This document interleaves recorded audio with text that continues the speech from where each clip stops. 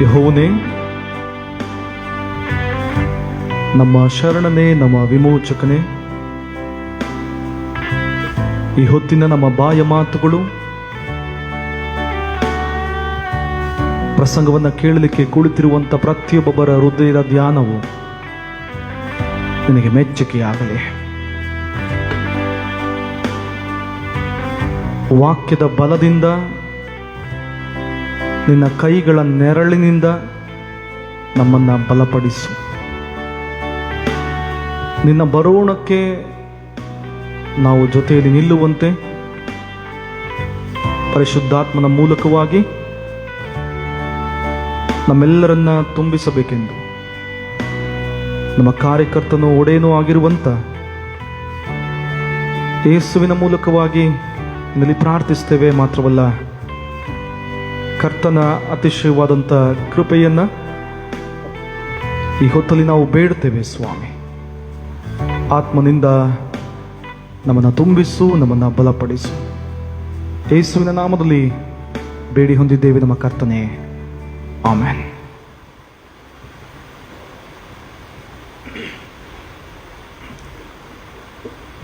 ಯೇಸು ಕ್ರಿಸ್ತನ ಪರಿಶುದ್ಧವಾದಂಥ ಹೆಸರಲ್ಲಿ ಇನ್ನೊಂದು ವಾಕ್ಯದ ಸಮಯಕ್ಕೆ ನಿಮ್ಮೆಲ್ಲರನ್ನ ನಾನು ಪ್ರೀತಿಪೂರ್ವಕವಾಗಿ ಸ್ವಾಗತಿಸ್ತೇನೆ. ಕರ್ತನ ಕೃಪೆಯಿಂದ ಇನ್ನೊಂದು ವಾಕ್ಯವನ್ನು ಕೇಳಿ ಅನೇಕ ವಿಷಯಗಳ ಕೂಡ ಧ್ಯಾನ ಮಾಡುವಂತೆ ದೇವರಾತ್ಮನು ನಮ್ಮನ್ನು ನಡೆಸಿದ್ದಾನೆ. ಕರ್ತನಿಗೆ ಸ್ತೋತ್ರವಾಗಲಿ. The day of the lord, ಕರ್ತನ ದಿನ ಎನ್ನುವಂಥ ವಾಕ್ಯವನ್ನು ಈ ದಿನ ನಾವು ಧ್ಯಾನ ಮಾಡಲಿಕ್ಕಿದ್ದೇವೆ. ದೈನಂದಿನ ಬದುಕಿನಲ್ಲಿ ಪ್ರಿಯರೇ, ನಾವು ಅನೇಕ ದಿನಗಳನ್ನು ಆಚರಣೆ ಮಾಡ್ತೇವೆ. ಜನ್ಮ ದಿವಸ, ವಿವಾಹ ವಾರ್ಷಿಕ ದಿವಸ, ಅಥವಾ ಮರಣದ ದಿವಸ, ಸಂತೋಷದ ದಿವಸ, ಪ್ರಮೋಷನ್ನ ದಿವಸ, ಹೀಗೆ ಬೇರೆ ಬೇರೆ ದಿನಗಳನ್ನು ಸೆಲೆಬ್ರೇಟ್ ಮಾಡ್ತೇವೆ. ಈ ಎಲ್ಲ ಸೆಲೆಬ್ರೇಟ್ಗಳ ಹಿಂದೆ ಅಥವಾ ಬೇರೆ ಬೇರೆ ದಿನಗಳು ಹೇಗೆ ನಿಗದಿಯಾಗಿದೆ, ಅದೇ ರೀತಿ ಕ್ರೈಸ್ತರಿಗೆ ಒಂದು ದಿನ ನಿಗದಿಯಾಗಿದೆ.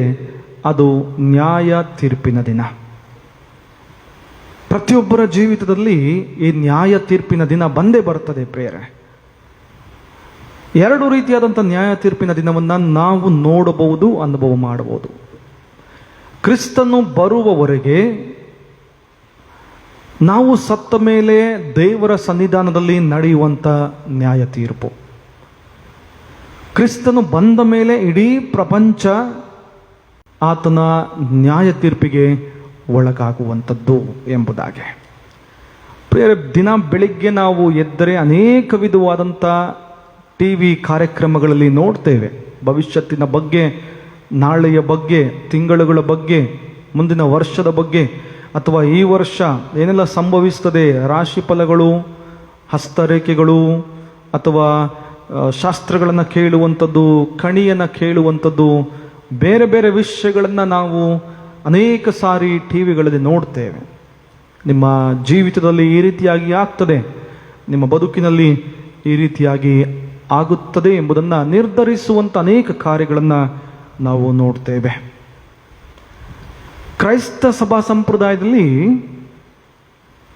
ನಾಳೆ ಮತ್ತು ತಿಂಗಳು ಅಥವಾ ವರ್ಷಗಳನ್ನು ದೇವರು ಬಿಟ್ಟರೆ ತಿಳ್ಕೊಂಡಿರುವಂಥವರು ಯಾರೂ ಇಲ್ಲ ಎಂಬುದಾಗಿ ದೇವರ ವಾಕ್ಯ ಹೇಳ್ತದೆ.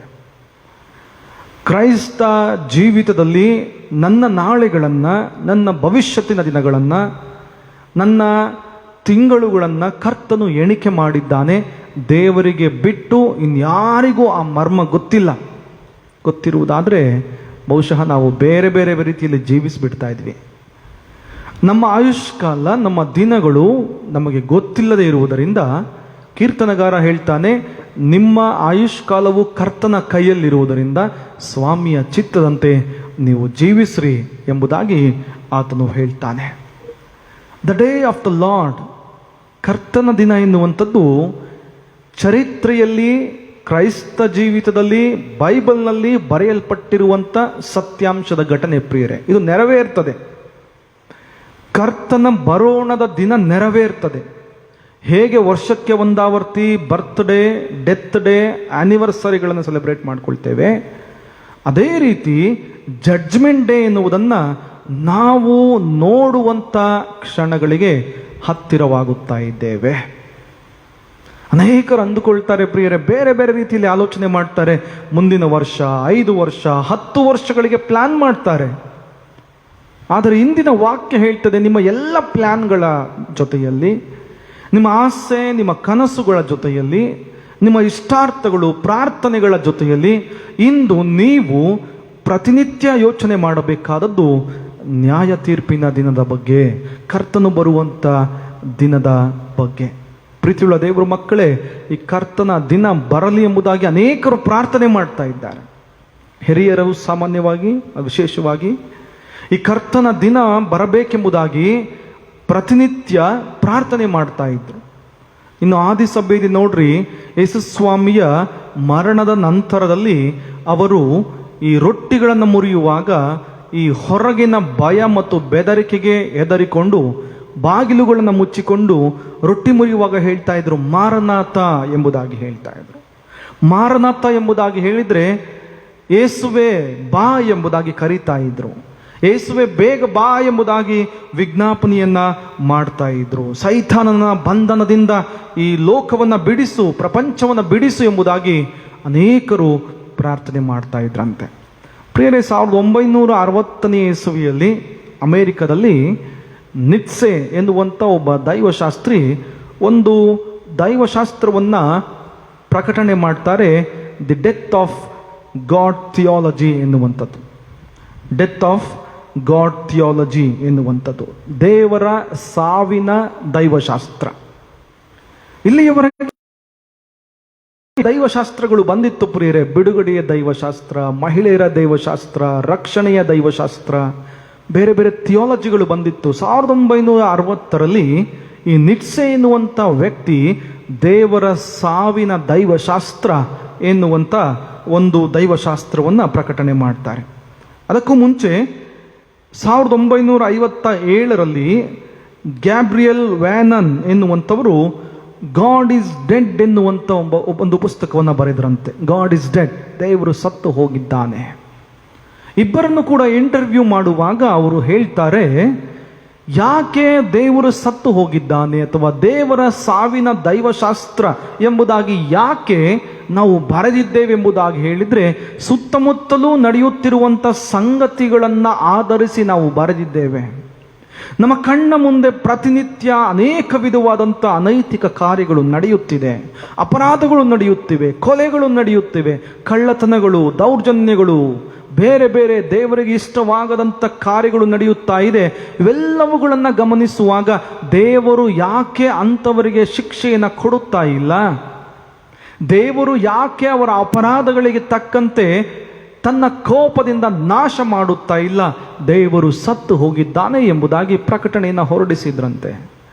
ನಂತರದಲ್ಲಿ ಅವರಿಗೆ ಅರ್ಥವಾಯಿತು, ದೇವರು ಯಾಕೆ ಸುಮ್ಮನಿದ್ದಾನೆ, ದೇವರು ಯಾಕೆ ಕೋಪವನ್ನು ತೋರಿಸುತ್ತಿಲ್ಲ ಎನ್ನುವಂಥ ಆಲೋಚನೆಗಳಿಗೆ ನಡೆಸಿದಾಗ ಅವರು ಅರ್ಥ ಮಾಡಿಕೊಂಡಿದ್ದು ದೇವರು ಅವಕಾಶಗಳನ್ನು ಕೊಟ್ಟಿದ್ದಾನೆ ಎಂಬುದಾಗಿ. ದೇವರು ಅವಕಾಶಗಳ ಮೂಲಕವಾಗಿ ನಾವು ನಾಶನದಿಂದ ದೇವರ ಕಡೆಗೆ ತಿರುಗಬೇಕು ಎನ್ನುವಂಥ ಅವಕಾಶಗಳನ್ನು ಕೊಟ್ಟಿದ್ದಾನೆ ಎಂಬುದಾಗಿ ನಾವು ಕಂಡುಕೊಳ್ತೇವೆ. ಪ್ರಿಯರೇ, ಕರ್ತನ ಬರೋಣ ದೇವರ ಅವಕಾಶದ ದಿನಗಳನ್ನು ನಮ್ಮ ಮುಂದೆ ಇಡ್ತದೆ. ಸ್ವಾಮಿ ಬರುವಾಗ ಆಗುವಂಥ ಬದಲಾವಣೆಗಳು ಅನೇಕ. ಸ್ವಾಮಿ ಬರುವಾಗ ಆತನ ಆಲೋಚನೆಗಳು ಬೇರೆ ರೀತಿಯಾಗಿದೆ. ಕರ್ತನು ಬರುವಾಗ ನನ್ನ ಆಸ್ತಿಯನ್ನಾಗಲಿ, ಸಂಪತ್ತನ್ನಾಗಲಿ, ಅಧಿಕಾರ ಸ್ಥಾನಮಾನಗಳನ್ನಾಗಲಿ ಕೇಳುವಂಥವನಲ್ಲ. ಕರ್ತನು ಕೇಳುವಂಥದ್ದು ನಿನ್ನ ಜೀವನದ ಹೆಜ್ಜೆಗಳನ್ನು. ಆದ್ದರಿಂದ ದೇವರ ವಾಕ್ಯ ಹೇಳ್ತದೆ, ನಿನ್ನ ಹೆಜ್ಜೆಗಳನ್ನು ಗಮನಿಸು, ನಿನ್ನ ಹೆಜ್ಜೆಗಳನ್ನು ಗಮನಿಸು. ಪ್ರತಿ ಹೆಜ್ಜೆಯನ್ನ ಇಡುವಾಗ ನೀನು ಕರ್ತನ ದಾರಿಯನ್ನ ಗಮನಿಸಬೇಕಾಗಿದೆ. ಪ್ರಿಯರೇ, ಕರ್ತನ ಬರೋಣ ಬಹಳಷ್ಟು ರೀತಿಯಲ್ಲಿ ಪರಿಣಾಮಕಾರಿಯಾದಂಥ ಸಂದೇಶವನ್ನ ನೀಡುವಂಥದ್ದಾಗಿದೆ. ದಯಮಾಡಿ ಕೆಲವೊಂದು ವಾಗ್ದಾನಗಳನ್ನ ನಾವು ನೆನಪಿಗೆ ತಂದುಕೊಳ್ಳೋಣ. ಯೋಹಾನನ ಸುವಾರ್ತೆಯನ್ನು ತೆಗಿರಿ. ಯೋಹಾನನ ಸುವಾರ್ತೆ 14ನೇ ಅಧ್ಯಾಯ ವಚನ 18 ಗಮನಿಸ್ರಿ. ಯೋಹಾನನ ಸುವಾರ್ತೆ 14 ವಚನ 18. ದೇವರ ವಾಕ್ಯ ಹೇಳ್ತದೆ, ನಾನು ನಿಮ್ಮನ್ನ ಅನಾಥರನ್ನಾಗಿ ಬಿಡುವುದಿಲ್ಲ, ನಿಮ್ಮ ಬಳಿಗೆ ಬರುತ್ತೇನೆ.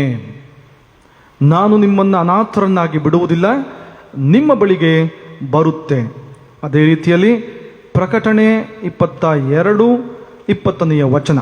ಪ್ರಕಟಣೆ 22, 20ನೇ ವಚನ ಈ ರೀತಿಯಾಗಿ ಹೇಳ್ತದೆ, ಈ ವಿಷಯಗಳಲ್ಲಿ ಸಾಕ್ಷಿ ಹೇಳುವವನು ನಿಜವಾಗಿ ಬೇಗ ಬರುತ್ತಾನೆ ಎಂದು ಹೇಳುತ್ತಾನೆ.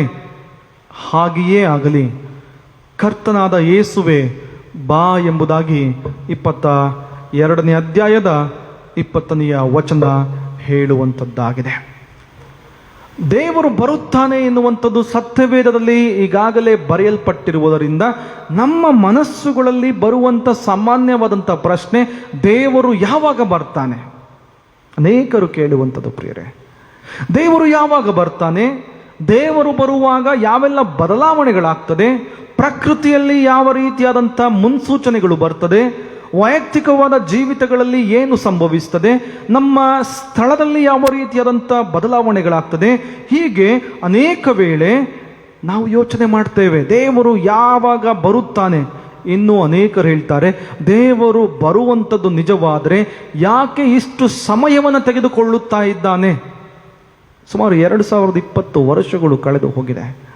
ಸ್ವಾಮಿ ಹುಟ್ಟಿ ಶಿಲುಬೆಯಲ್ಲಿ ಮರಣ ಹೊಂದಿ ಪುನರುತ್ಥಾನವಾಗಿ ದಿವಾರೋಹಣವಾಗಿ 2020ನೇ ಇಸ್ವಿಯಲ್ಲಿ ನಾವು ಬಂದಿದ್ದೇವೆ.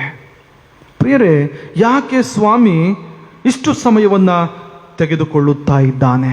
ಎಲ್ಲ ಪ್ರಶ್ನೆಗಳ ನಡುವೆ ಇಂದಿನ ಮಲಾಕಿಯನ ಪ್ರವಾದನ ಗ್ರಂಥ ಉತ್ತರವನ್ನು ಕೊಡ್ತದೆ.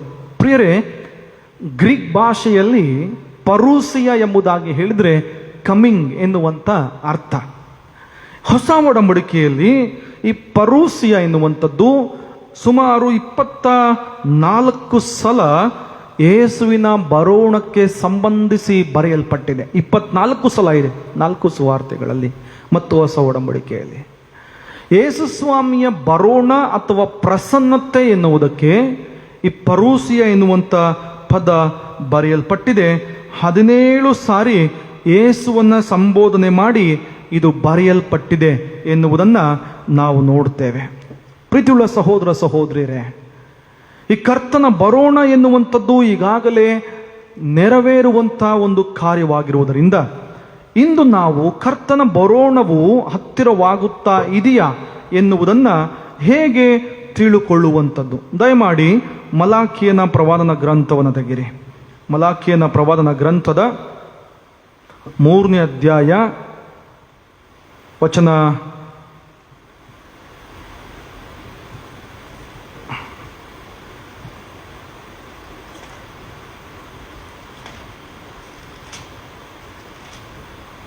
13ರಿಂದ ಸುಮಾರು 4ನೇ ಅಧ್ಯಾಯದ 3ನೇ ವಚನದವರೆಗೆ ಕೆಲವು ಕರ್ತನ ದಿನದಲ್ಲಿ ಆಗುವಂಥ ಬದಲಾವಣೆಗಳ ಬಗ್ಗೆ, ದೇವರ ಮಕ್ಕಳಿಗೆ ಏನು ಆಗ್ತದೆ, ದೇವರ ನಾಮವನ್ನು ತಿರಸ್ಕಾರ ಮಾಡಿರುವಂಥವರಿಗೆ ಏನಾಗ್ತದೆ, ದೇವರು ಯಾಕೆ ದುಷ್ಟರಿಗೆ ಶಿಕ್ಷೆಯನ್ನು ಕೊಟ್ಟಿಲ್ಲ, ಯಾಕೆ ದುಷ್ಟರು ಇನ್ನೂ ಬೆಳೆಯುತ್ತಾ ಇದ್ದಾರೆ, ಯಾಕೆ ನೀತಿವಂತರು ಇನ್ನೂ ಕಷ್ಟಗಳನ್ನು ಅನುಭವಿಸ್ತಾ ಇದ್ದಾರೆ ಎನ್ನುವಂಥ ಎಲ್ಲ ಪ್ರಶ್ನೆಗಳಿಗೆ ಉತ್ತರವನ್ನು ನಾವು ನೋಡ್ತೇವೆ. ಪ್ರಿಯರೇ, ದೇವರ ವಾಕ್ಯ 13ನೇ ವಚನದಿಂದ ಸುಮಾರು 15ನೇ ವಚನದವರೆಗೆ ದುರ್ಮಾರ್ಗಿಗಳ ಬಗ್ಗೆ ಮಾತಾಡ್ತದೆ. ಮಲಾಕಿಯನ ಪ್ರವಾದನ ಗ್ರಂಥದ 3ನೇ ಅಧ್ಯಾಯದ 13ರಿಂದ 15 ವಚನಗಳು ದುರ್ಮಾರ್ಗಿಗಳ ಬಗ್ಗೆ ಮಾತಾಡ್ತದೆ. ಆ ದುರ್ಮಾರ್ಗಿಗಳು ಹೇಗೆ ಬೆಳವಣಿಗೆಯನ್ನು ಹೊಂದಿದ್ದಾರೆ, ಹೇಗೆ ಹಣವನ್ನು ಮಾಡಿದ್ದಾರೆ, ಹೇಗೆ ಸಮಾಜದಲ್ಲಿ ದುಂದೌತಣವಾದಂಥ ಪಾಪದ ಮಾರ್ಗದಲ್ಲಿ ಧರ್ಮ ನಿಂದಕರಾಗಿ ಜೀವನವನ್ನು ಮಾಡುತ್ತಾ ಇದ್ದಾರೆ ಎನ್ನುವುದನ್ನು ದೇವರ ವಾಕ್ಯ ಭಾಗ ತಿಳಿಸ್ತಾ ಇದೆ. ಪ್ರಿಯರೇ, ಮಲಾಕಿಯನ ಜೀವನ ಕಾಲದಲ್ಲಿ ಈ ಘಟನೆ ನಡೆಯುವಾಗ ಅನೇಕ ಪ್ರಶ್ನೆಗಳನ್ನು ಇದು ಹೊತ್ತು ತಂದಿತ್ತು. ಅದರಲ್ಲೂ ಮುಖ್ಯವಾಗಿ ಈ ನೀತಿವಂತರು ಕರ್ತನಿಗೆ ಯೋಗ್ಯವಾಗಿ ಜೀವನ ಮಾಡುತ್ತಾ ಇದ್ದಂಥವರು ತಮಗೆ ಸಂಭವಿಸಿದಂಥ ಅನೇಕ ಕಷ್ಟ ನಷ್ಟಗಳ ಹೊರತಾಗಿ ಮಲಾಕಿಯನ ಬಳಿಯಲ್ಲಿ ಬಂದು ಪ್ರಶ್ನೆಯನ್ನು ಕೇಳ್ತಾ ಇದ್ರಂತೆ, ಮಲಾಕಿಯನೇ, ಯಾಕೆ ದೇವರು ನಮ್ಮನ್ನ ಈ ರೀತಿಯಾಗಿ ಪರೀಕ್ಷೆ ಮಾಡ್ತಾ ಇದ್ದಾನೆ? ಮಲಾಖಿಯನೇ ಯಾಕೆ ದೇವರು ನಮಗೆ ತಾಳ ಕೂಡಲಾರದಷ್ಟು ಭಾರವನ್ನು ಹೊರಿಸ್ತಾ ಇದ್ದಾನೆ? ಈಗೋ ಪಾಪಗಳನ್ನು ಮಾಡುತ್ತಿರುವಂಥವರನ್ನ ನೋಡು, ನನ್ನ ಕಣ್ಣೆದುರಿಗೆ ಅನ್ಯಾಯ ಕೊಲೆಗಳನ್ನು ಮಾಡುತ್ತಿರುವಂಥವರನ್ನ ನೋಡು, ಅಕ್ರಮವಾಗಿ ಸಂಪಾದಿಸುತ್ತಾ ಇರುವಂಥವರನ್ನ ನೋಡು. ಅವರು ಬೆಳೆಯುತ್ತಾ ಇದ್ದಾರಲ್ಲ, ಪಾಪ ಮಾಡುತ್ತಾ ಇದ್ದಾರಲ್ಲ, ದುಷ್ಟ ಮಾರ್ಗದಲ್ಲಿ ಹೋಗುತ್ತಾ ಇದ್ರು, ಯಾವುದೇ ಕೇಡುಗಳು, ತೊಂದರೆಗಳು, ಶಿಕ್ಷೆಗಳು ಅವರಿಗೆ ಆಗುತ್ತಾ ಇಲ್ವಲ್ಲ, ಯಾಕೆ ಎಂಬುದಾಗಿ ಪ್ರಶ್ನೆಯನ್ನು ಕೇಳುವಾಗ ಮಲಾಖಿಯನು ದೇವರ ಮೂಲಕವಾಗಿ ದೇವರ ವಾಗ್ದಾನದ ಪ್ರವಾದನೆಯ ವಚನಗಳನ್ನು ತಿಳಿಸ್ತಾ ಇದ್ದಾನೆ. ದೇವರ ವಾಕ್ಯವನ್ನು ಗಮನಿಸ್ರಿ. ನೀವು ನನಗೆ ವಿರುದ್ಧವಾಗಿ ಆಡಿದ ಮಾತುಗಳು ಬಹು ಕಠಿಣ ಎಂದು ಯೆಹೋವನು ಅನ್ನುತ್ತಾನೆ. ನಿನಗೆ ವಿರುದ್ಧವಾಗಿ ಏನು ಮಾತಾಡಿದ್ದೇವೆ ಅನ್ನುತ್ತೀರಾ? ನೀವು ದೇವರನ್ನ ಸೇವಿಸುವುದು ವ್ಯರ್ಥ. ನಾವು ಆತನ ನಿಯಮವನ್ನು ಅನುಸರಿಸಿ ಸೇನಾಧೀಶ್ವರ ಯೆಹೋವನ ಮುಂದೆ ದುಃಖದಿಂದ ವಿಕಾರಿಗಳಾಗಿ ನಡೆದುಕೊಂಡಿದ್ದರಿಂದ ಆದ ಲಾಭವೇನು? ಈಗ ಅಹಂಕಾರಿಗಳನ್ನು ಧನ್ಯರೆಂದು ಕೊಂಡಾಡಬೇಕಾಗಿ ಬಂತು. ಹೌದು, ದುಷ್ಕರ್ಮಿಗಳು ಏಳಿಗೆಗೆ ಬಂದಿದ್ದಾರೆ, ದೇವರನ್ನ ಪರೀಕ್ಷಿಸಿದರೂ ಸುರಕ್ಷಿತರಾಗಿದ್ದಾರೆ ಅಂದುಕೊಂಡಿದ್ದೀರಲ್ಲ. ಈ ರೀತಿಯಾದ ಪ್ರಶ್ನೆಗಳನ್ನು ಹೊಂದಿರುವಂಥವ್ರೇ, ನಿಮ್ಮ ಕಣ್ಣ ಮುಂದೆ ಅಕ್ರಮವಾಗಿ ಸಂಪಾದನೆ ಮಾಡಿ ಬೆಳೆಯುತ್ತಾ ಇರುವಂಥವರನ್ನ ನೋಡಿ ಮಾತಾಡುತ್ತಾ ಇರುವಂಥವ್ರೇ, ಪ್ರಾರ್ಥನೆಗಳನ್ನು ಮಾಡಿ ಆರಾಧನೆಗಳಲ್ಲಿ ಭಾಗವಹಿಸಿ ದೇವರ ವಾಕ್ಯದ ಪ್ರಕಾರವಾಗಿ ನಡೆದು ಏನೂ ಅಭಿವೃದ್ಧಿ ಆಗುತ್ತಿಲ್ಲ, ಯಾವ ಬದಲಾವಣೆಯಾಗುತ್ತಿಲ್ಲ, ಕುಟುಂಬದಲ್ಲಿ ಹೊಂದಿಕೊಳ್ಳುತ್ತಿರುವಂಥವರೇ, ಸ್ವಲ್ಪ ಕರ್ತನ ಮಾತುಗಳನ್ನು ಕೇಳಿಸಿಕೊಳ್ಳ್ರಿ. ನೀವು ಕೇಳಿಸಿಕೊಳ್ಳ್ರಿ. ಯಾಕಂದ್ರೆ ನಿಮ್ಮ ಕಣ್ಣ ಮುಂದೆ ಈ ರೀತಿಯಾದ ಘಟನೆಗಳು ನಡೆಯುತ್ತಾ ಇರಬಹುದು. ಈ ರೀತಿಯಾದ ಘಟನೆಗಳು ನಡೆಯುತ್ತಾ ಇದ್ದರೂ ಯಾಕೆ ನನ್ನ ಜೀವಿತದಲ್ಲಿ ಆಶೀರ್ವಾದಗಳು ಬರುತ್ತಿಲ್ಲ, ಯಾಕೆ ನನ್ನ ಬದುಕಿನಲ್ಲಿ ದೇವರು ಕೃಪಾ ಕಟಾಕ್ಷವನ್ನು ತೋರಿಸುತ್ತಾ ಇಲ್ಲ ಎಂಬುದಾಗಿ ನೀವು ಅಂದುಕೊಳ್ಳುತ್ತಿರಬಹುದು. ಇವೆಲ್ಲವುಗಳ ನಡುವೆ ಕರ್ತನು ಹೇಳುವಂತ ಮಾತುಗಳನ್ನ ನೀವಿಂದು ಕೇಳಬೇಕಾಗಿದೆ. ದೇವಜನರಿಗೆ ಕರ್ತನ ದಯೆ ಸಿಕ್ಕುವ ಬಗ್ಗೆ ಮತ್ತು ದುರ್ಮಾರ್ಗಿಗಳಿಗೆ ಆಗುವಂತ ಶಿಕ್ಷೆಯ ಬಗ್ಗೆ ಈಗ ಮಲಾಖಿಯನು ಮಾತನಾಡುತ್ತಾ ಇದ್ದಾನೆ. ಪ್ರೀತಿಯುಳ್ಳ ಸಹೋದರ ಸಹೋದರಿಯರೇ, ಹಾಗಾದ್ರೆ ಇಂದು ನಮ್ಮ ಕಣ್ಣ ಮುಂದೆ ಈ ರೀತಿಯಾದಂಥ ಘಟನೆಗಳನ್ನ ನಾವು ನೋಡುತ್ತಾ ಇದ್ದೇವಾ? ನಮ್ಮ ಸುತ್ತಲೂ ಇರುವಂಥ ಸಮಾಜದಲ್ಲಿ, ನಮ್ಮ ಸ್ನೇಹಿತರ ನಡುವೆ, ನಮ್ಮ ನೆರೆಹೊರೆಯವರ ನಡುವೆ, ಸಭಾ ಜೀವಿತದಲ್ಲಿ ಈ ರೀತಿಯಾದಂಥ ಘಟನೆಗಳ ಅನುಭವಗಳನ್ನು ನಾವು ಹೊಂದಿಕೊಳ್ಳುತ್ತಾ ಇದ್ದೇವೆಯಾ? ಹೌದು, ಅನೇಕ ಸಾರಿ ನಿಜ ಎಂಬುದಾಗಿ ಅನ್ನಿಸ್ತದೆ. ನಮ್ಮ ಕಣ್ಣ ಎದುರಿಗೆ ಪಾಪದ ಮಾರ್ಗದಲ್ಲಿ ಸಂಪಾದನೆಗಳನ್ನು ಮಾಡುವಂಥವರು, ಮೋಸಗಳನ್ನು ಮಾಡುವಂಥವರು, ಸ್ಥಾನಮಾನಗಳು, ಅಧಿಕಾರಗಳು, ವೈಭೋಗಗಳು, ದುಂದೌತಣಗಳಲ್ಲಿ ನಿರತರಾಗಿರುವಂಥವರು, ಯಾವುದೇ ಕೇಡುಗಳು, ತೊಂದರೆಗಳು, ಮನೆಯಲ್ಲಿ ಶಾಂತಿ ಸಮಾಧಾನ ಅನೇಕ ವಿಧವಾದಂಥ ರೀತಿಯಲ್ಲಿ ದೊರೆಯುತ್ತಾ ಇದೆ ಎಂಬುದಾಗಿ ಹೇಳಿಕೊಳ್ಳುತ್ತಿರುವಂಥವ್ರನ್ನ ನಾವು ನೋಡ್ತಾ ಇದ್ದೇವೆ. ಇದು ಶಾಶ್ವತ ಅಲ್ಲ. ಮಲಾಖಿನ ಮೂಲಕವಾಗಿ ದೇವರು ಹೇಳ್ತಾ ಇದ್ದಾನೆ, ದೇವರ ಮಕ್ಕಳೇ, ಸನ್ಮಾರ್ಗದಲ್ಲಿ ನಡೆಯುತ್ತಾ ಇರುವಂಥವ್ರೆ, ಕರ್ತನ ನಾಮದಲ್ಲಿ ಸ್ಮರಣೆಯನ್ನು ಮಾಡುತ್ತಿರುವಂಥವ್ರೆ, ನಾನು ನಿಮಗೆ ಹೇಳುವುದನ್ನು ಕೇಳಿಸಿಕೊಳ್ಳ್ರಿ. ಇದು ಶಾಶ್ವತವಲ್ಲ. ದೇವರ ನಿಯಮವನ್ನ ನೀವು ಹೊಂದಿಕೊಂಡಿದ್ದೀರಾ. ಕರ್ತನ ಆಜ್ಞೆಗಳು ನಿಮಗೆ ಕೊಡಲ್ಪಟ್ಟಿದೆ. ಆ ಆಜ್ಞೆಗಳಲ್ಲಿ ಬರೆದಿರುವಂತ ಪ್ರತಿ ಒಂದೊಂದನ್ನ ನೀವು ಪಾಲಿಸುತ್ತಾ ಇನ್ನೂ ಕೂಡ ದೇವರ ದೃಷ್ಟಿಯಲ್ಲಿ ಯೋಗ್ಯರಾಗೇ ಇರುವುದಾದರೆ ಕರ್ತನು ನಿಮಗೆ ಬಹುಮಾನವನ್ನು ಸಿದ್ಧ ಮಾಡಿಟ್ಟಿದ್ದಾನೆ. ಅದು ದುಷ್ಟರು ಬೆಳೆಯುವ ಹಾಗೆ ಅಲ್ಲ.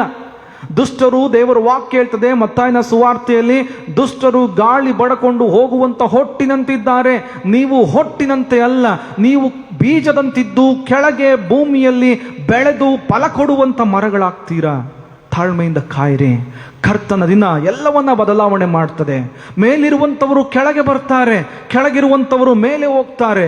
ಉಬ್ಬಿಸಿಕೊಂಡು ನಡೆಯುವಂಥವರು ತಗ್ಗಿಸಿಕೊಳ್ತಾರೆ. ವಿಧ ವಿಧವಾದ ಮಾತನಾಡುವಂಥವರು ಬಾಯಿಗಳನ್ನು ಮುಚ್ಚುತ್ತಾರೆ. ಕರ್ತನ ದಿನ ಪರಿವರ್ತನೆಯನ್ನು ಉಂಟು ಮಾಡ್ತದೆ. ಸನ್ಮಾರ್ಗಿಗಳೇ, ದೇವರ ಮಕ್ಕಳೇ, ನೀವು ತಾಳ್ಮೆಯಿಂದ ದೇವರ ಚಿತ್ತದಲ್ಲಿ ನಡಕೊಳ್ಳ್ರಿ ಎಂಬುದಾಗಿ ವಾಕ್ಯ ಭಾಗ ಹೇಳ್ತದೆ. ಪ್ರಿಯರೇ, ನೀವು 16ನೇ ವಚನದಿಂದ ಸುಮಾರು 18ನೇ ವಚನದವರೆಗೆ ಗಮನಿಸ್ರಿ. ನೀವು 13ರಿಂದ 15ರವರೆಗೆ ವಾಕ್ಯ ಭಾಗದಲ್ಲಿ ನೋಡಿದ್ರಿ. ದುಷ್ಟರು ಏನೆಲ್ಲ ಮಾಡಿದ್ರು, ಶಿಕ್ಷೆಗಳು ಯಾಕೆ ಕೊಡ್ತಾ ಇಲ್ಲ ಎನ್ನುವಂಥ ಪ್ರಶ್ನೆಗಳು ಬಂದಿತ್ತು. ಆದರೆ ಸನ್ಮಾರ್ಗಿಗಳಿಗೆ ಯಾವ ದೇವರ ಆಶೀರ್ವಾದ ಸಿಗ್ತದೆ, ಯಾವ ನಿರೀಕ್ಷೆ ವಾಗ್ದಾನಗಳು ಸಿಗ್ತದೆ ಅಂದರೆ 16ನೆಯ ವಚನದಿಂದ ಸುಮಾರು 18ನೇ ವಚನದವರೆಗೆ ದೇವರ ವಾಕ್ಯವನ್ನು ಗಮನಿಸಿದರೆ ಒಂದಿಷ್ಟು ವಿಷಯಗಳು ಅಲ್ಲಿ ಬರೆಯಲ್ಪಟ್ಟಿದೆ. ಮೊದಲನೇದಾಗಿ ದೇವರ ವಾಕ್ಯ 16ನೆಯ ವಚನದಲ್ಲಿ ಹೇಳ್ತದೆ, ನೀತಿವಂತರ ಹೆಸರುಗಳು ಜ್ಞಾಪಕ ಪುಸ್ತಕದಲ್ಲಿ ನೋಂದಣಿಯಾಗ್ತದೆ. There is a registration for righteous people. ನೀತಿವಂತರಿಗೆ ದೇವರ ಜೀವಬಾಧ್ಯರ ಪುಸ್ತಕದಲ್ಲಿ ಹೆಸರುಗಳು ನೋಂದಣಿಯಾಗ್ತದೆ. 16ನೇ ವಚನದ ಕೊನೆಯ ಭಾಗವನ್ನು ಗಮನಿಸಿರಿ. ಯೆಹೋವನು ಕಿವಿಗೊಟ್ಟು ಆಲಿಸಿ ಭಯಭಕ್ತಿಯಿಂದ ತನ್ನ ನಾಮಸ್ಮರಣೆ ಮಾಡುವವರ ಹೆಸರುಗಳನ್ನು ತನ್ನ ಮುಂದೆ ಜ್ಞಾಪಕದ ಪುಸ್ತಕದಲ್ಲಿ ಬರೆಯಿಸಿದನು. ದೇವರು ತಾನೇ ಬರೆಯಿಸಿದನು ಎಂಬುದಾಗಿ ವಾಕ್ಯ ಹೇಳ್ತಾ ಇದೆ. ದೇವರು ಬರೆಸಿದನು ಎಂಬುದಾಗಿ ಹೇಳ್ತಾ ಇದೆ. ಎರಡನೇದಾಗಿ ದೇವರ ವಾಕ್ಯ ಹೇಳ್ತದೆ, ಅವರು ಸ್ವಕೀಯ ಜನರಾಗಿರುತ್ತಾರೆ. 17ನೇ ವಚನ. ಒಂದು, ಅವರ ಹೆಸರುಗಳು ಜೀವಬಾಧ್ಯರ ಪಟ್ಟಿಯಲ್ಲಿ ನೋಂದಣಿಯಾಗಿರುತ್ತದೆ. ಎರಡನೇದು, ಅವರು ದೇವರಿಗೆ ಸ್ವಕೀಯ ಜನರಾಗಿರ್ತಾರೆ, ದೇವರ ಮಕ್ಕಳಾಗಿರ್ತಾರೆ. ಮೂರನೇದಾಗಿ ದೇವರ ವಾಕ್ಯ ಹೇಳ್ತದೆ 18ನೆಯ ವಚನದಲ್ಲಿ, ದೇವರನ್ನ ಸೇವಿಸುವವರಿಗೂ ಸೇವಿಸದೇ ಇರುವವರಿಗೂ ತಾರತಮ್ಯವನ್ನ ನೀವು ಕಾಣುವಿರಿ. ನೀವು ಹೇಳ್ತಾ ಇದ್ದೀರಲ್ಲ, ದುಷ್ಟರ ಬಗ್ಗೆ, ಅನೀತಿವಂತರ ಬಗ್ಗೆ, ಪಾಪಿಗಳ ಬಗ್ಗೆ, ಅನ್ಯಾಯ ಮಾಡುವಂಥವರ ಬಗ್ಗೆ, ಕರ್ತನ ದಿನ ಬರುವಾಗ ಅಥವಾ ದೇವರ ಕೃಪಕಟಾಕ್ಷ ನಿಮ್ಮ ಮೇಲೆ ಬರುವಾಗ ಈ ತಾರತಮ್ಯ ಉಂಟಾಗ್ತದೆ. ಅಶಾಶ್ವತವಾದುದನ್ನು ಸಂಪಾದಿಸಿಕೊಂಡಂಥವರು ನಿಮ್ಮ ಮುಂದೆ ಖಾಲಿಯಾಗಿ ದೇವರು ನಿಮ್ಮನ್ನು ತುಂಬಿಸುವಂಥ ದಿನಗಳು ಬರ್ತದೆ. ನಿಮ್ಮನ್ನು ಅವಮಾನ ಪಡಿಸುವಂಥವರೇ ನಿಮ್ಮನ್ನು ಸನ್ಮಾನಕ್ಕೆ ತರುವಂಥ ದಿನಗಳು ಬರ್ತದೆ. ನಿಮ್ಮ ಮುಂದೆ ಹೊಗಳಿಕೊಂಡು ಒಂದು ರೀತಿಯಾದಂಥ ಬೊಬ್ಬೆ ಇಡುತ್ತಾ ಇರುವಂಥವರು ನಿಮ್ಮ ಸ್ಥಿತಿಗತಿಗಳನ್ನು ನೋಡಿ ಬಾಯಿ ಮುಚ್ಚಿಕೊಳ್ಳುವಂಥ ಕಾಲ ಬರ್ತದೆ. ನೀವು ದೇವರ ಸ್ವಕೀಯ ಪ್ರಜೆಯಾಗಿರ್ತೀರಾ, ದೇವರ ನಾಮದಲ್ಲಿ ನಿಮಗೆ ರಕ್ಷಣೆಯಾಗ್ತದೆ ಎಂಬುದನ್ನು ವಾಕ್ಯ ಭಾಗ ಹೇಳ್ತದೆ. 4ನೇ ಅಧ್ಯಾಯದ 2ನೇ ವಚನ ಹೇಳ್ತದೆ, ಕರ್ತನು ತಾನು ನಿಮಗೆ ಸ್ವಸ್ಥತೆಯನ್ನು ಉಂಟು ಮಾಡಲಿಕ್ಕೆ ಬರ್ತಾನೆ. ನೀತಿವಂತರೇ, ಈ ವಿಷಯಗಳನ್ನು ತಿಳ್ಕೊಂಡು ನೀವು ಉಲ್ಲಾಸ ಪಡ್ರಿ. ದುಷ್ಟರ ಹಾಗೆ ನೀವು ತಾತ್ಕಾಲಿಕವಾದ ವಿಷಯಗಳಲ್ಲಿ ನಿಮ್ಮನ್ನು ತೊಡಗಿಸಿಕೊಂಡು ನಂತರದಲ್ಲಿ ನಿಮ್ಮ ಬದುಕನ್ನು ನೀವು ನಾಶ ಮಾಡಿಕೊಳ್ಳಬೇಡಿರಿ ಎಂಬುದಾಗಿ ದೇವರ ವಾಕ್ಯ ಹೇಳ್ತಾ ಇದೆ. ಹಾಗಾದರೆ ದುಷ್ಟರಿಗೆ ಯಾವ ಶಿಕ್ಷೆ ಸಿಗ್ತದೆ? ಇನ್ನೊಂದು ಪ್ರಶ್ನೆ ಬರ್ತದೆ. ನೀತಿವಂತರಿಗೆ ಇಷ್ಟೆಲ್ಲ ಆಶೀರ್ವಾದಗಳು ಸಿಕ್ಕುವುದಾದರೆ ದುಷ್ಟರಿಗೆ ಏನು ಸಿಗ್ತದೆ? ಅದನ್ನು ಕೂಡ ದೇವರು ವಾಕ್ಯ ಹೇಳ್ತದೆ. ಪ್ರಿಯರೇ, ದಯಮಾಡಿ ನೀವು ಮತ್ತಾಯನು ಬರೆದಂಥ ಸುವಾರ್ತೆಯ 3ನೇ ಅಧ್ಯಾಯ 12ನೇ ವಚನವನ್ನು ಗಮನಿಸಿರಿ. ಮತ್ತಾಯನು ಬರೆದಂಥ ಸುವಾರ್ತೆ 3ನೇ ಅಧ್ಯಾಯ 12ನೇ ವಚನ.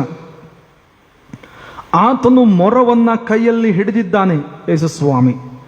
ತನ್ನ ಕಣದಲ್ಲಿಯ ರಾಶಿಯನ್ನು ತೂರಿ ಹಸನು ಮಾಡಿ ತನ್ನ ಗೋಧಿಯನ್ನ ಕಣಜದಲ್ಲಿ ತುಂಬಿಕೊಂಡು ಹೊಟ್ಟನ್ನು ಆರದ ಬೆಂಕಿಯಲ್ಲಿ ಸುಟ್ಟು ಬಿಡುವನು ಎಂದು ಹೇಳಿದನು. ಕೀರ್ತನೆಗಳು 1ನೇ ಅಧ್ಯಾಯ ವಚನ ಸುಮಾರು 2-3 ಗಮನಿಸಿದ್ರೆ ದೇವರ ವಾಕ್ಯ ಹೇಳ್ತದೆ, ದುಷ್ಟರೋ ಹಾಗಲ್ಲ, ಗಾಳಿ ಬಡಕೊಂಡು ಹೋಗುವ ಹೊಟ್ಟಿನಂತಿದ್ದಾರೆ. ದುಷ್ಟರು ಹೊಟ್ಟಿನಂತಿದ್ದಾರೆ. ಯೇಸುಸ್ವಾಮಿ ತನ್ನ ಸುವಾರ್ತೆಯಲ್ಲಿ 3ನೇ ಅಧ್ಯಾಯದ 12ನೇ ವಚನದಲ್ಲಿ ಹೇಳ್ತಾ ಇದ್ದಾನೆ, ಕಣಜದಲ್ಲಿ ತುಂಬಿಕೊಂಡು ಹೊಟ್ಟನ್ನ ಆರದ ಬೆಂಕಿಯಲ್ಲಿ ಸುಟ್ಟು ಬಿಡುವನು. ಆರುವ ಬೆಂಕಿಯಲ್ಲ ಪ್ರಿಯರೇ, ಆರದ ಬೆಂಕಿಯಲ್ಲಿ ಹೊಟ್ಟನ್ನ ಸುಟ್ಟು ಬಿಡುವನು ಎಂಬುದಾಗಿ ದೇವರ ವಾಕ್ಯ ಹೇಳ್ತಾ ಇದೆ. ನೀತಿವಂತರೇ ಸಂತೋಷಗೊಳ್ಳಿರಿ, ಕರ್ತನು ನಿಮ್ಮಲ್ಲಿ ಆರದ ಬೆಂಕಿಯಲ್ಲಿ ಅಲ್ಲ, ನಿತ್ಯ ಜೀವದ ಪುಸ್ತಕದಲ್ಲಿ ನಿಮ್ಮ ಹೆಸರನ್ನ ಸೇರಿಸಲಿಕ್ಕಿದ್ದಾನೆ. ಎರಡನೇದಾಗಿ ದುಷ್ಟರಿಗೆ ಏನಾಗ್ತದೆ? ದೇವರ ವಾಕ್ಯ ಮತ್ತೆ ನಾವು ಮಲಾಖಿಯನ ಪ್ರವಾದನ ಗ್ರಂಥದ ಕಡೆಗೆ ಬರುವುದಾದರೆ 4ನೇ ಅಧ್ಯಾಯದ 1ನೇ ವಚನವನ್ನು ಗಮನಿಸಿರಿ. ಸಕಲ ಅಹಂಕಾರಿಗಳು, ನಾವು 1ನೇ ವಚನದ ಪ್ರಾರಂಭದಿಂದ ಓದೋಣ. ಈಗೋ ಆ ದಿನವು ಬರುತ್ತಾ ಇದೆ, ಒಲೆಯಂತೆ ಉರಿಯುತ್ತಾ ಇದೆ. ಗಮನಿಸ್ರಿ, ಅಲ್ಲಿ ಆರದ ಬೆಂಕಿಯಂತೆ, ಇಲ್ಲಿ ಒಲೆಯಂತೆ ಉರಿಯುತ್ತಾ ಇದೆ. ಸಕಲ ಅಹಂಕಾರಿಗಳು ದುಷ್ಕರ್ಮಿಗಳು ಹೊಟ್ಟಿನಂತಿರುವರು. ಬರುತ್ತಿರುವಂತ ಆ ದಿನವು ಅವರಿಗೆ ಅಗ್ನಿ ಪ್ರಳಯವಾಗುವುದು. ಪ್ರೀತಿಯುಳ್ಳ ದೇವರ ಮಕ್ಕಳೇ, ನಮ್ಮ ದಿನಮಾನಗಳಲ್ಲಿ ನಾವು ನೀರಿನ ಪ್ರಳಯವನ್ನೇ ತಡೆಕೊಳ್ಳಲಿಕ್ಕೆ ಸಾಧ್ಯವಾಗ್ತಾ ಇಲ್ಲ. ಎಲ್ಲೆಲ್ಲೂ ಜಲಪ್ರಳಯ. ಕಳೆದ ತಿಂಗಳುಗಳಲ್ಲಿ ನಾವು ನೋಡುವುದಾದರೆ ಉತ್ತರ ಕರ್ನಾಟಕದ ಅನೇಕ ಭಾಗಗಳು ನೀರಿನಿಂದ ಮುಳುಗಡೆಯಾಗಿದೆ. ಇನ್ನ ಉತ್ತರ ಭಾರತದ ಅನೇಕ ರಾಜ್ಯಗಳು ನೀರಿಂದ ಮುಳುಗಡೆಯಾಗ್ತಾ ಇದೆ. ನೀರಿನಲ್ಲೇ ನಾವು ತಡಕೊಳ್ಳಲಿಕ್ಕೆ ಸಾಧ್ಯವಾಗ್ತಾ ಇಲ್ಲ. ದೇವರ ವಾಕ್ಯ ಹೇಳ್ತದೆ, ಅಗ್ನಿಯ ಪ್ರಳಯವಾಗ್ತದೆ. ಯಾರಿಗೆ? ದುಷ್ಟರಿಗೆ ಅಗ್ನಿಯ ಪ್ರಳಯವಾಗ್ತದೆ. ದೇವರ ಮಾರ್ಗವನ್ನು ಬಿಟ್ಟು ತಿರುಗಾಡುವಂಥವರಿಗೆ ಅಗ್ನಿಯ ಪ್ರಳಯವಾಗ್ತದೆ. ದೇವರ ನಾಮವನ್ನು ಅಪವಿತ್ರ ಮಾಡುವಂಥವರಿಗೆ ಅಗ್ನಿಯ ಪ್ರಳಯವಾಗ್ತದೆ. ದೇವರ ನಿಬಂಧನೆಗಳನ್ನು ಕೆಡಿಸುವಂಥವರಿಗೆ ಅಗ್ನಿಯ ಪ್ರಳಯವಾಗ್ತದೆ. ದೇವರ ನಾಮದಲ್ಲಿ ಜೀವಿಸುತ್ತಾ ಇರುವಂಥವರನ್ನ ಕೆಣಕುವಂಥವರಿಗೆ ಅಗ್ನಿಯ ಪ್ರಳಯವಾಗ್ತದೆ. ಎಚ್ಚರವಾಗಿರ್ರಿ. ಹೊಟ್ಟಿನಂತೆ ಆರದ ಬೆಂಕಿಯಲ್ಲಿ ಕರ್ತನು ನಿಮ್ಮನ್ನ ತುಳಿದು ಬಿಡ್ತಾನೆ. ಎರಡನೇದಾಗಿ ಅಗ್ನಿಯ ಪ್ರಳಯವನ್ನ ಆತನು ಕಳಿಸಿಕೊಡ್ತಾನೆ. ಮೂರನೇದಾಗಿ ದೇವರ ವಾಕ್ಯ ಹೇಳ್ತದೆ, ಅದೇ 1ನೇ ವಚನದ ಕೊನೆಯ ಭಾಗದಲ್ಲಿ, ಅಗ್ನಿಯ ಪ್ರಳಯವಾಗುವುದು, ಬುಡ ರೆಂಬೆಗಳಾವುದು ಉಳಿಸದು. ಬುಡ ಮತ್ತು ರೆಂಬೆಗಳಾವುದನ್ನು ಉಳಿಯುವಂತೆ ದೇವರು ಮಾಡುವುದಿಲ್ಲ. ಯೆಶಾಯನ ಪ್ರವಾದನ ಗ್ರಂಥದಲ್ಲಿ ದೇವರ ವಾಕ್ಯ ಹೇಳ್ತಿದೆ, ಮೋಟು ಬುಡ ಚಿಗುರುತ್ತದಂತೆ. ಮೋಟು ಬುಡ ಚಿಗುರುತ್ತದೆ. ದೇವರ ವಾಕ್ಯ ಮಲಾಕಿಯನ ಗ್ರಂಥದಲ್ಲಿ ಹೇಳ್ತಾ ಇದೆ, ಬುಡವೂ ಇಲ್ಲ, ರೆಂಬೆಗಳೂ ಇಲ್ಲ. ದುಷ್ಟರಿಗೆ ಉಳಿಗಾಲವಿಲ್ಲ, ಪಾಪಾತ್ಮರಿಗೆ ಉಳಿಗಾಲವಿಲ್ಲ, ದೇವರ ಸಭೆಯನ್ನು ಹಾಳು ಮಾಡುವಂಥವರಿಗೆ ಉಳಿಗಾಲವಿಲ್ಲ, ದೇವರ ಸೇವೆಯಲ್ಲಿ ಗಲಿಬಿಲಿ ಗೊಂದಲಗಳನ್ನು ಉಂಟು ಮಾಡುವಂಥವರಿಗೆ ಉಳಿಗಾಲವಿಲ್ಲ. ತಾತ್ಕಾಲಿಕ ಪಾತ್ರೆಗಳು ತುಂಬುವವರೆಗಷ್ಟೇ ಕುಂಬಾರನು ಮತ್ತೆ ಬರ್ತಾನೆ. ಪಾತ್ರೆಗಳು ಯೋಗ್ಯವಾಗಿಲ್ಲದೆ ಹೋದರೆ ಆ ಮಣ್ಣಿನ ಮಡಿಕೆಯನ್ನು ಒಡೆದು ಹಾಕ್ತಾನೆ, ತುಳಿಯುತ್ತಾನೆ, ತನಗೆ ಹೇಗೆ ಬೇಕೋ ಹಾಗೆ ಪುನಃ ರೂಪಿಸಿಕೊಳ್ತಾನೆ.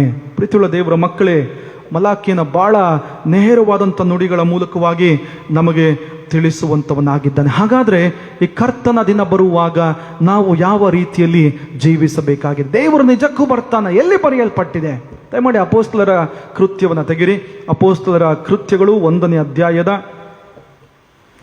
ವಚನ 11 ಗಮನಿಸ್ರಿ.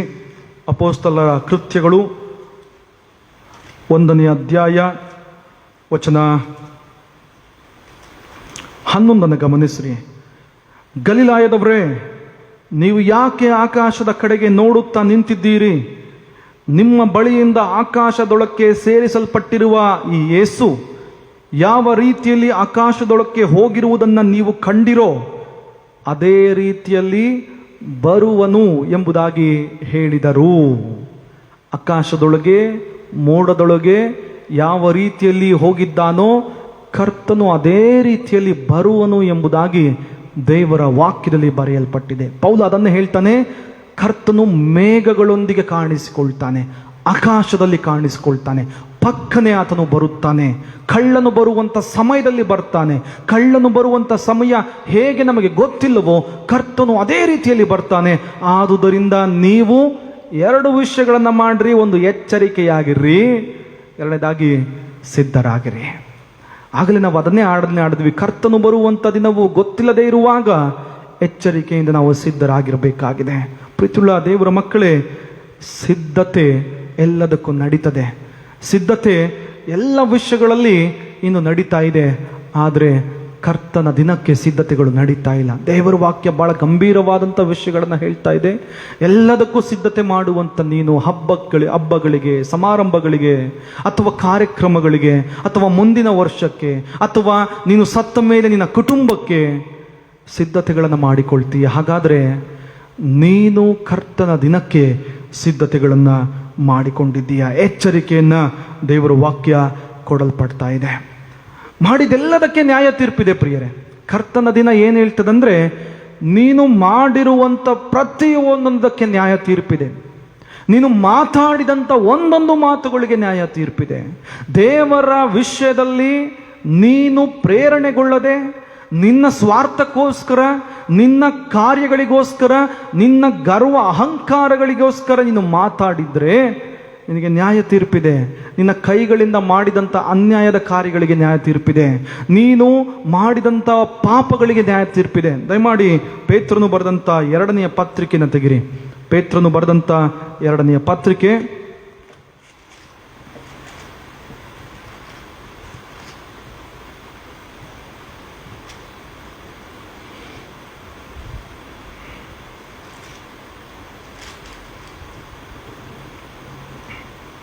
ಮೂರನೇ ಅಧ್ಯಾಯ 7ನೇ ವಚನ.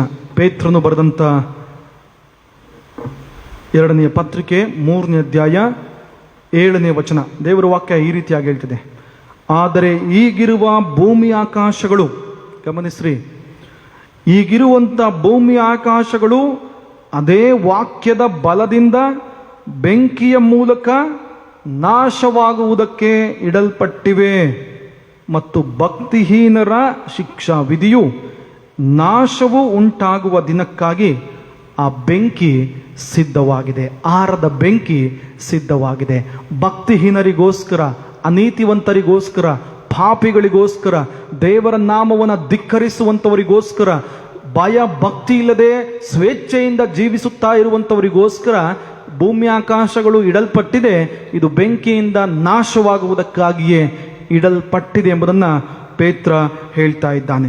ಅದೇ ಪೇತ್ರನು ಬರೆದಂಥ ಪತ್ರಿಕೆ 3ನೇ ಅಧ್ಯಾಯ 9ನೇ ವಚನವನ್ನು ಗಮನಿಸ್ರಿ. ಪೇತ್ರನು ಬರೆದಂಥ 2ನೆಯ ಪತ್ರಿಕೆಯ 3ನೇ ಅಧ್ಯಾಯದ 9ನೇ ವಚನ. ಅನೇಕರು ಆಗಲೇ ಕೇಳಿದ್ರು. 1960ರಲ್ಲಿ ನಿಟ್ಸೆ ಎನ್ನುವಂಥ ವ್ಯಕ್ತಿ ಕೇಳಿದಂಥ ಪ್ರಶ್ನೆ ನಾನು ಆಗಲೇ ಹೇಳಿದೆ, ಯಾಕೆ ದೇವರು ಏನನ್ನೂ ಮಾಡ್ತಾ ಇಲ್ಲ, ಯಾಕೆ ದೇವರು ಶಿಕ್ಷೆಯನ್ನು ಕೊಡ್ತಾ ಇಲ್ಲ?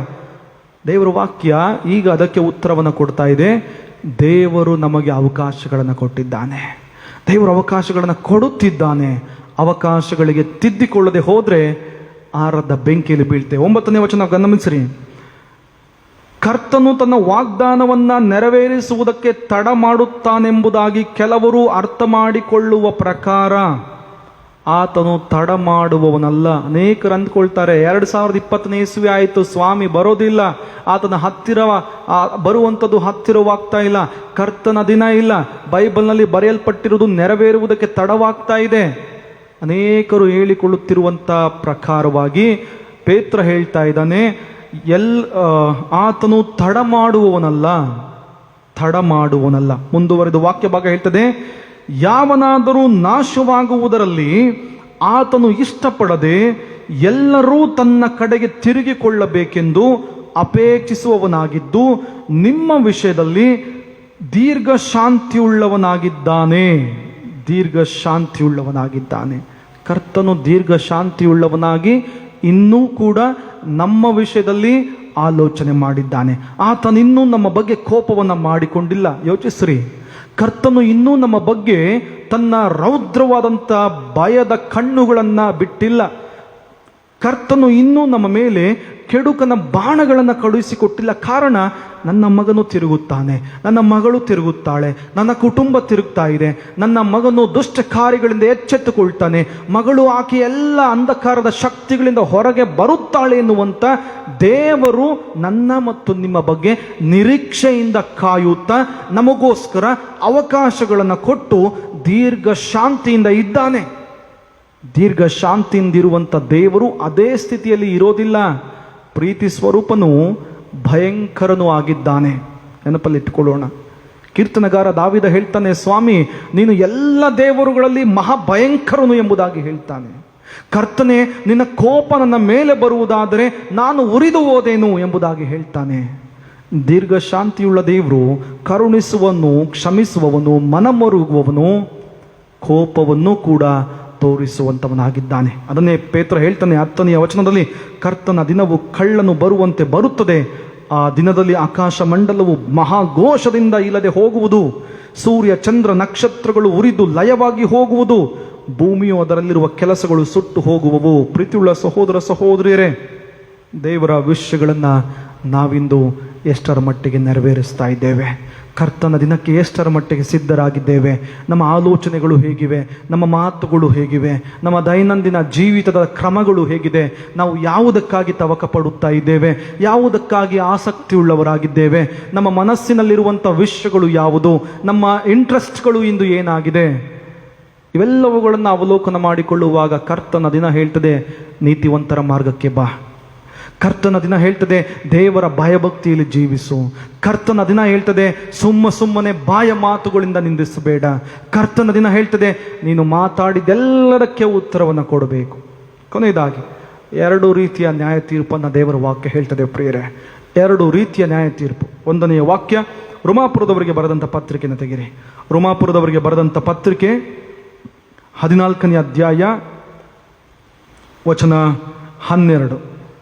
ಪೌಲನು ರೋಮಾಪುರದವರಿಗೆ ಬರೆದಂಥ ಪತ್ರಿಕೆ